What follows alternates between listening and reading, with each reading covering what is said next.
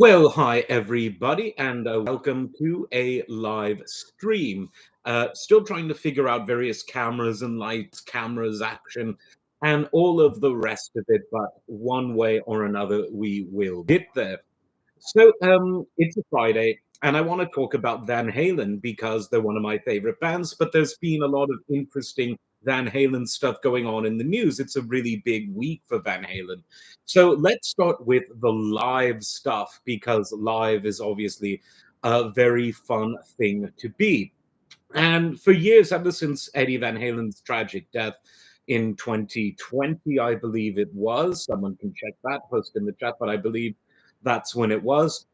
There's been a lot of talk of should there be a tribute show to Eddie because over the past decades, whenever a major figure in music dies, people who have played with that musician, people who have been inspired by that musician, and people that just love that musician have sort of come together and done tribute concerts. When Jim Capaldi died 20 years ago, there was a wonderful tribute to him. Cat Stevens played there, one of his first major gigs, and slowly transitioning back into popular music after taking around over 25 years off due to his commitments to his faith. But he then decided that he could be both faithful and religious, but also play popular music.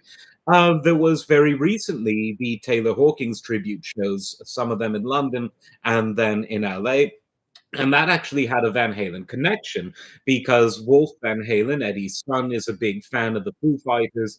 And he, for the first time since the end of the 2015 Van Halen tour, played some Van Halen music with Dave Grohl, and that went viral all over the internet. And that just sort of spurred these conversations about, well, there needs to be an Eddie Van Halen tribute show.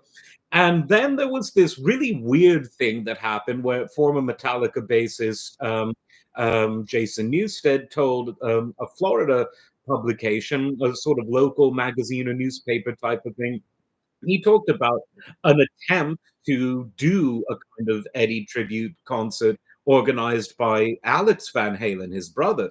And this was interesting because before this, no one had heard about it. It was also interesting because Michael Anthony's name wasn't mentioned, and it would be really weird to have an Eddie Van Halen tribute show without Michael Anthony, the bass player who was with them since more or less the beginning. He left his band called Snake and joined up with the brothers around about 1974.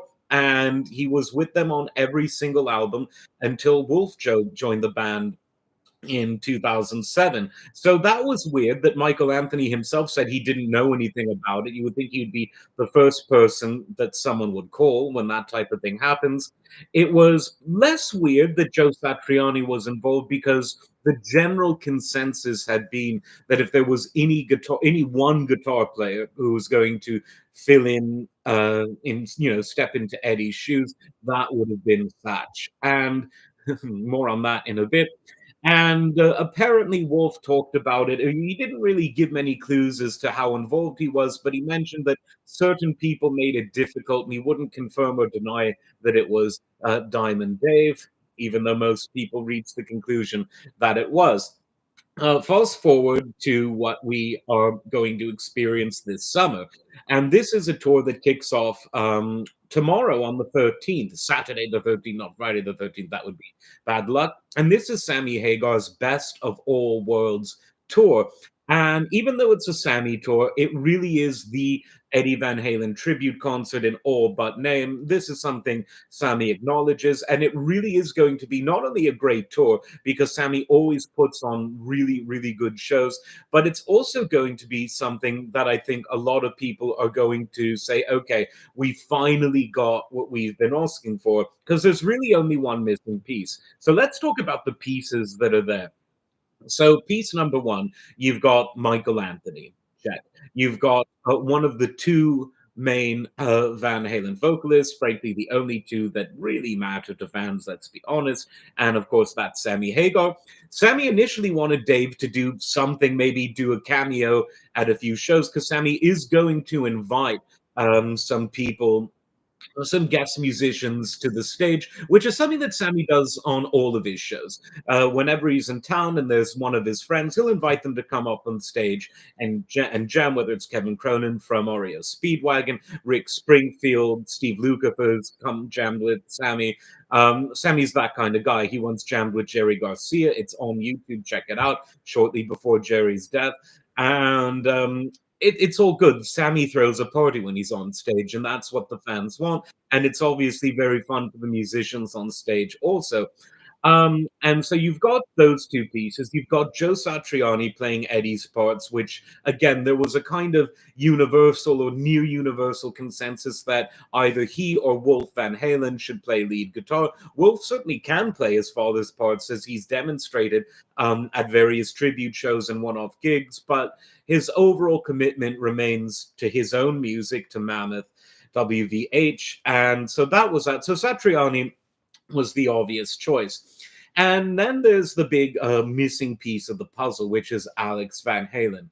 I kind of doubt that Alex would have ever signed up to do a fully fledged tour, playing night after night, etc. It just didn't seem like his thing to do. But maybe playing with the band at least on a few songs here or there, but that doesn't look like it's going to happen. Sammy pretty much confirmed it.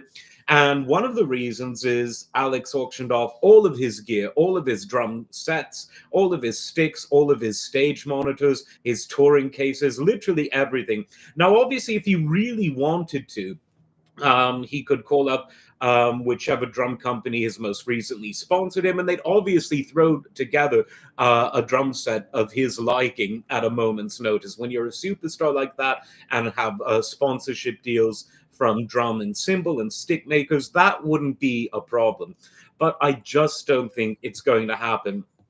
And this leads me to another observation, which is Van Halen fans love to complain, which is only natural because the band themselves have always been full of drama. They've always complained a lot. But I honestly think there's nothing to complain about with this tour. Obviously, it would have been great if they did what they were working on before Eddie's death, which was what they were going to call the Kitchen Sink Tour. And this would be something where Eddie, Alex, Michael Anthony, Wolf Van Halen, David Lee Roth, Sammy Hagar, and maybe even Sharon would have come around to participate in a one-off type of show where all of the people that have passed through the Van Halen tour bus, or the musicians anyway, otherwise it would be, very not very PG-13, but at least all of the musicians would have had an opportunity to say farewell to the fans in style. That's not going to happen. But what is happening is this Sammy tour. And Sammy is a really good guy. People aren't aware of how much, and I just realized that my microphone isn't particularly close to me, so more drama. Not many people are really aware of just how good a guy Sammy is. He gives so much money to charity that he makes at his various restaurants, at various airports and hotels and other things like that. And he really does it the right way. He doesn't give it to some anonymous national or international charity. He gives it mainly to children's hospital type of organizations in the locality near to the restaurant or bar that he owns. And he does it directly. He has good personal relationships with the people who give the funds that he gives. He's just a really nice guy. He puts all of his band, his normal touring band, The Circle, on a regular salary so that it basically takes away any of the stress. They get paid whether they're gigging or not. And when Sammy feels like doing an impromptu type of gig, he'll just call them up and the gig will happen and everyone's happy. Based on the rehearsal footage that they've been releasing, Sammy and the guys from this Best of All Worlds tour, I think it's going to be really good. I think that the fans out there are really, really going to like it. And we'll know soon enough because there's no such thing as a concert anymore without plenty of people holding up their phones to document it for the rest of us to see. So within the next 24 to 48 hours, that should be coming out. Now, the other piece of news, and we'll stick with the Van Hagar lineup, is today we have the deluxe version of For Unlawful Carnal Knowledge that came out. And this features some things that we've seen before and some new things. Let's start with what we've seen before. So late last year, after a long time of dragging their feet, the band finally gave a long overdue remastering to the entire Sammy catalog. And this was important because the original versions of 5150 and OU812 in particular weren't really mastered that brilliantly. They were okay, but they were lacking a lot of low end. OU812 was a bit shrill at times, especially the CD version. And so they corrected that. They went to Bernie Grundman, one of the most respected mastering engineers of all time, and he both cut the lacquers and mastered the digital versions. The 2496 high res versions that Bernie did, I think, are great. Long overdue. All of the albums sound perfect, but he kept the mastering tasteful. There was no wildly imaginative EQing going on. He kept true to the original spirit of the EQing. Obviously, no compression or brick walling. What you hear on the master tape is there with some, I would say, very tasteful EQing done. So it's hard to think that those albums are ever going to sound any better. So that came out in October of last year as 2496 downloads, or available uncompressed on Tidal and some and Qobuz and a few others. And of course, there were CD versions and LP versions, and the reviews of those were generally pretty good. And I put those into the very good category. Well, now we've got a standalone version of For Unlawful Carnal Knowledge, a deluxe version. It includes a 2 disc LP, so they've spread out the tracks a bit more. But on the fourth side of the second LP, there's no music, but there is a Van Halen logo etched into the vinyl, so that's going to be a collector's item. There's also a CD that comes with it. And in addition to Bernie's 2023 remastering of the album itself, you also get the live performance, the live free performance the band did in the middle of downtown Dallas in 1991. The story goes the band were in town, and I think it was Sammy whose voice was shot. And so he promised the audience, he said, "Look, my voice is fucked tonight. We're going to come back and we're going to give you a free show." And they did. And it's been circulating as a bootleg for a long time because it was professionally videoed and recorded in terms of the audio. That version's been pretty easy to find on YouTube and elsewhere, but they've gone and they've remastered everything. They've upscaled the video from, the analog. It probably was Betamax. Or sorry, pardon me, Beta Cam that they would have probably shot it on in 1991, and they've upscaled it to HD, and they've remastered the audio. And from the clips that they've released on YouTube, it looks and sounds great. The deluxe version has a Blu-ray version of the concert, but it's already up and running for people on all of the music streaming platforms, the full audio of the concert, and it sounds really, really good. And then there's a few other things which really aren't that big of a deal. There's a single version of Right Now, a version of Standing on Top of the World, without the vocals, so just the instrumental stems. And then there's something that it's not something that wasn't known. It was part of a CD single that came out in the early 90s, but this is a version of Right Now without the guitar solo. Now, why they did that, I don't know, because it's one of Eddie's best guitar solos. But it's with the guitar solo removed, and instead you have the organ that Eddie was playing on the track high up in the mix. So you get to hear Eddie's Hammond organ playing a bit more prominently than you otherwise would. And that's obviously also that, along with the Standing on Top of the World instrumental, that's all on the Spotify's and the titles and all of the rest of the things that you can do there. So definitely check that out. And so have I covered all the bases of the deluxe version? Oh, on the Blu-ray, you've also got all of the music videos that were done, and they were shot on film, so that really is benefiting from the HD. They're all on YouTube now. In fact, I'll go and read off exactly which ones those are. There's, of course, probably my favorite Van Halen music video of all time, and one of my favorite Van Halen songs, and this is Right Now. That's been up on YouTube for about 9 months. Then you've got also from the album, you've got Pound Cake, the official video for that, Top of the World, and Run Around. So those were the videos that were shot for the album. They're on the Blu-ray, but they're also available for free for everyone and their brother on YouTube. And then there's the as an audiophile, the most exciting thing for me, which is Van Halen 2, the Mobile Fidelity MoFi MFSL, call it what you will, release. Now, MoFi are doing all of the Roth era Van Halen albums, and this is pretty significant for a number of reasons. At the end of last year, literally right before Christmas, they came out with Van Halen 1, and this was on SACD and on their one step 45 RPM vinyl. And they've done the same treatment as of a few weeks ago for Van Halen 2. Now, here's why it's significant.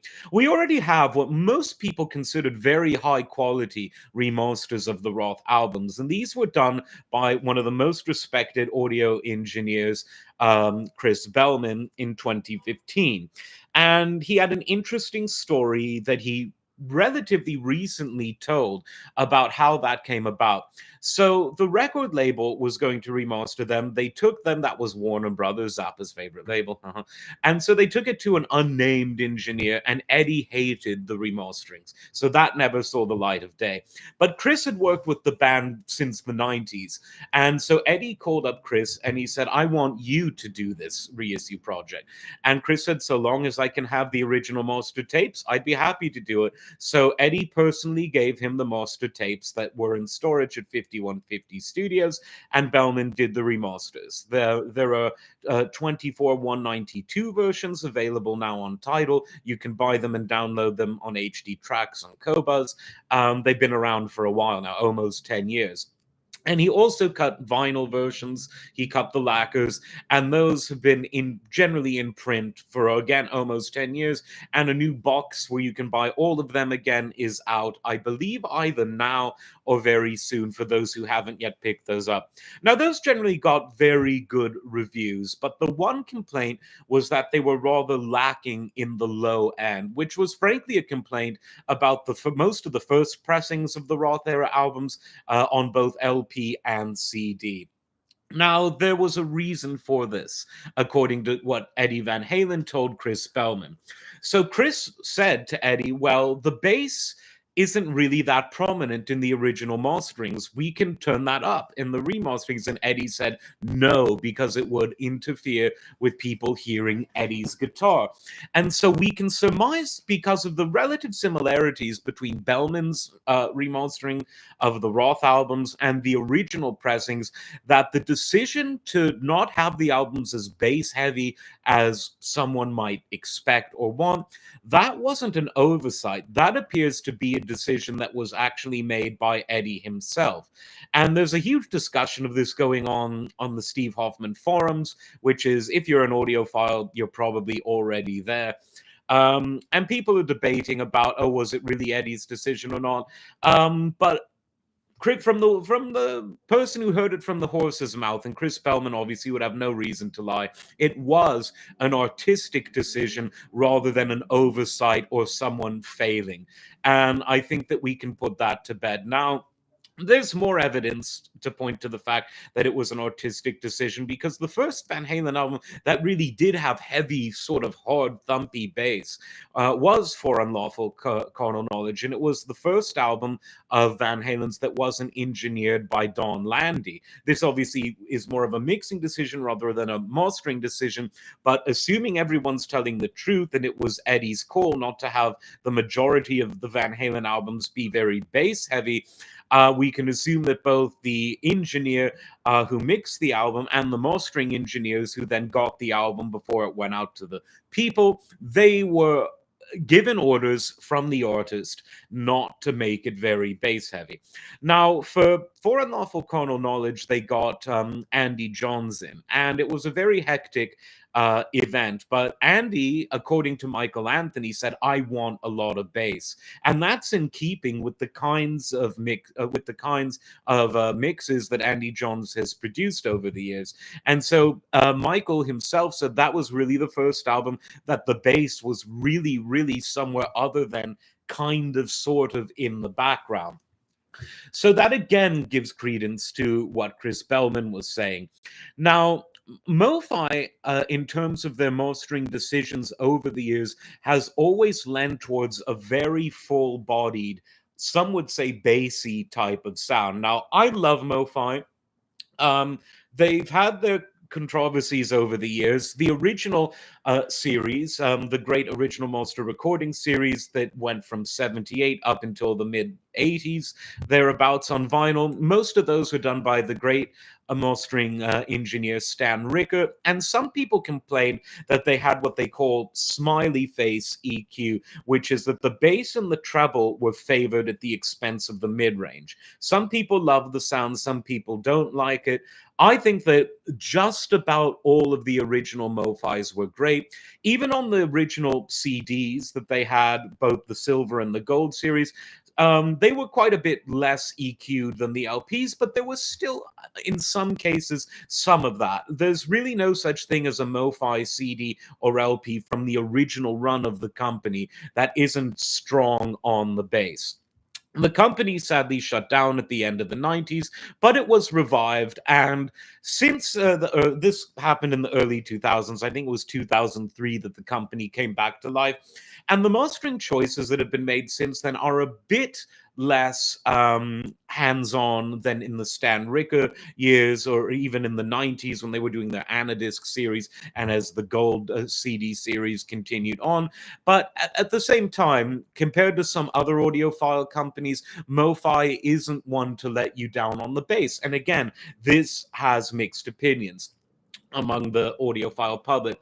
Now, with the Van Halens that they've done so far, one is out, I've heard it, two is out, I've heard it. Um, of those, there's definitely more bass than on the Bellman versions. And this was clearly MoFi doing what MoFi does, which is rounding out the bass. But they didn't go nuts. So if you're expecting a type of, bassy experience, you're not going to get it. But if you do want more bass than what was on the Bellman versions, you're going to have it, whether you have the CD, SACD version rather, which obviously has a CD layer, or the vinyl. On both of those, you're definitely going to have more bass, but they didn't go nuts on that. Weirdly, for someone who's very famous for not monkeying around with the EQ, Steve Hoffman, he did a version on DCC, both on CD and LP, of only Van Halen 1. I wish he did them all, but it was only Van Halen 1, and that does have that really warm analog boomy bass. The MoFi is comparatively restrained, which is weird because usually Hoffman's stuff is more restrained than MoFi. But certainly with Van Halen 2, where the only remastering options are the Bellman high res or the Bellman vinyl or the MoFi, if you wanted more bass, the MoFi has definitely got that. That sold out really quickly, but it's still available, I think, on Acoustic Sounds. I'm just going to double check that for you now to see if it's still. Yeah, both the CD and the LP are available on Acoustic Sounds. And I also think that the In Groove in Arizona, run by the great audiophile Mike Esposito, they've still got it in stock. I think maybe MoFi underproduced, undermanufactured the actual pressings, particularly of the SACD, thinking that the demand necessarily wouldn't have been as high, but I think they underestimated just how many Van Halen fans are out there who are also willing to spend a bit more for the audiophile experience. So I'm sure that they're going to repress the discs. They did that with the first album, and so they'll do that with this. And hopefully by the time they do Women and Children First, which is, according to the rumor mill, going to be at the end of this year, hopefully they'll just press more of them, and that way it won't sell out as fast. Now, obviously, for those who aren't audiophiles, you may not care, but obviously the MoFi one steps, their LPs, those aren't taken directly from the master tape. Those, the process, the lineage, if you will, of that is they go from the master tape to DSD 265, and then they cut the LPs from the DSD itself. There's a whole video that Mike from the In Groove does, interviewing the three main mastering engineers from MoFi. They give their justifications. I'm not getting into that argument again, but obviously for the SACD, it doesn't matter. That went from the the master tape to DSD. An SACD is a DSD format. The CD layer is just a PCM transfer from the DSD, which these days can be done very, very easily. So there's definitely more bang for your buck in that sense by getting the SACD, because the LP is derived from that same digital source. And yes, DSD265 is higher resolution than DSD64, but the majority of people cannot tell the difference. So for $30, you can get Van Halen 2 on the SACD, and it's not going to sound radically different than the LP. But in both cases, it's going to have a bit more bass than the Bellman versions, because Bellman did what Eddie Van Halen told him to do. So in that sense, the most authentic versions are going to be the Chris Bellman versions of the Roth era albums, because those were done under Eddie's guidance. The MoFis, though, may well just be more of what the fans want, which is a meatier, beefier, bassier listening experience.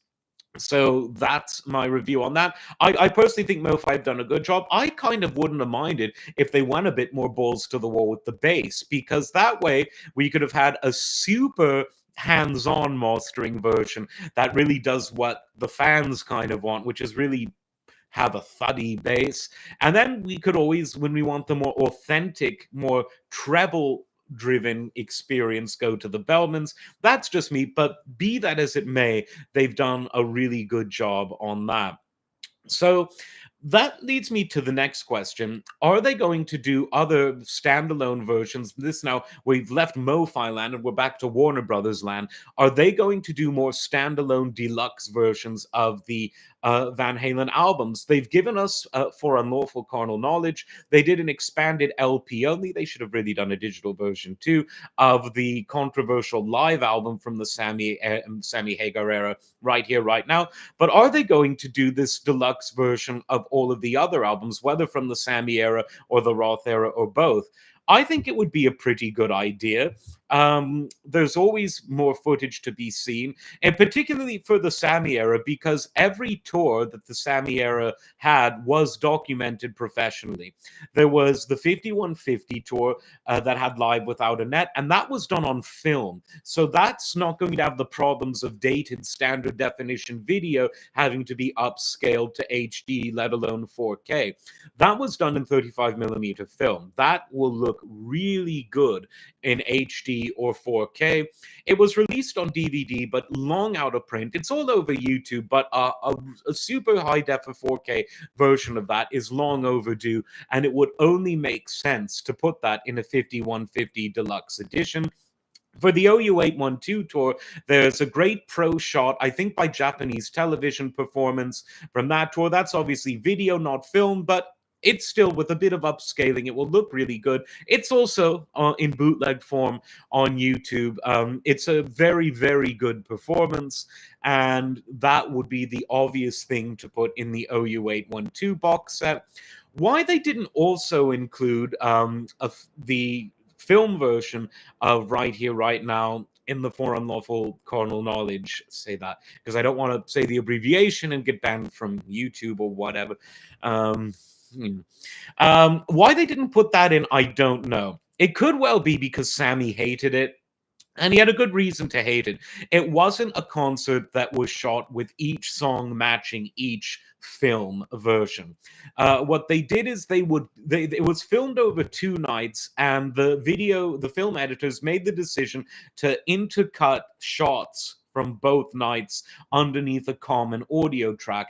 And it makes the whole thing, even though it was filmed very well, it makes it feel really weird and just almost unprofessional, in the sense that every few minutes, or not, sometimes every few seconds, Sammy will be wearing different clothes while singing the same song, because he was obviously dressed differently on the first night to the second night.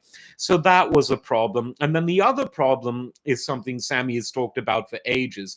When the tour was done and they were listening to the audio, both Eddie and Alex didn't like it. So the two of of them went into 5150 studios and re-recorded. They overdubbed in the studio a lot of the live portions. But because Eddie's guitar was somewhat out of tune during the actual performance, and Sammy, as the vocalist, was singing to the tune of the guitar rather than towards standard pitch. Now, Sammy's vocals sounded out of tune, so they interrupted him as he was away and made him come back to LA to 5150 to redo the vocals in the studio. So it isn't really as authentic a live performance from that tour as is the Free Dallas show that's now out in the deluxe box. But assuming the original multi-tracks of the concerts that they did in Fresno for the Right Here Right Now film, assuming those still exist, and I kind of believe they do still exist somewhere in the vaults at 5150, and assuming that the negatives from the original film cameras still exist, they could have re-edited both of those shows, which were quite a bit longer than the Free Dallas show, and have, you know, a reimagined Right Here Right Now video, the way that Pink Floyd did just that for their much maligned Delicate Sound of Thunder video. Why they didn't do that for this, I don't know. Maybe the multi-track audio, maybe all of the various film canisters have gone missing or are incomplete. You never really know. And then turning to Balance, there's a professionally shot, this is video not film, of a performance that the band did on that tour in Toronto, and that was a really, really good performance, particularly on the drums. Alex was just really into it that night. Not that he ever isn't, he's always great, but he was really great on that tour. So that's obviously a possibility for the Balance, a would-be hypothetical Balance deluxe edition. For the Roth years, apart from the live music videos that they did in Oakland in 1981 for the Fair Warning album, there's not a lot of really good pro shot live footage of the Roth era. So who knows? Maybe the deluxe editions are better for the Sammy era when there is a lot of very good pro shot live footage. But as of now, there haven't been any announcements regarding further deluxe editions of any other Van Halen albums, but you never know. It would be a really good idea, and maybe particularly for the Sammy years, because Sammy is out there this month and for the rest of the summer, and he's going to be playing that music to audiences. Apparently, the tickets are a bit pricey, but I still hope that somehow they sell out because they really deserve to. It's going to be a really good show for everyone who attends. So that's the Van Halen live stream news for the day. Like, subscribe, and remember to share and all the rest of it. And we will see you next time. Take care.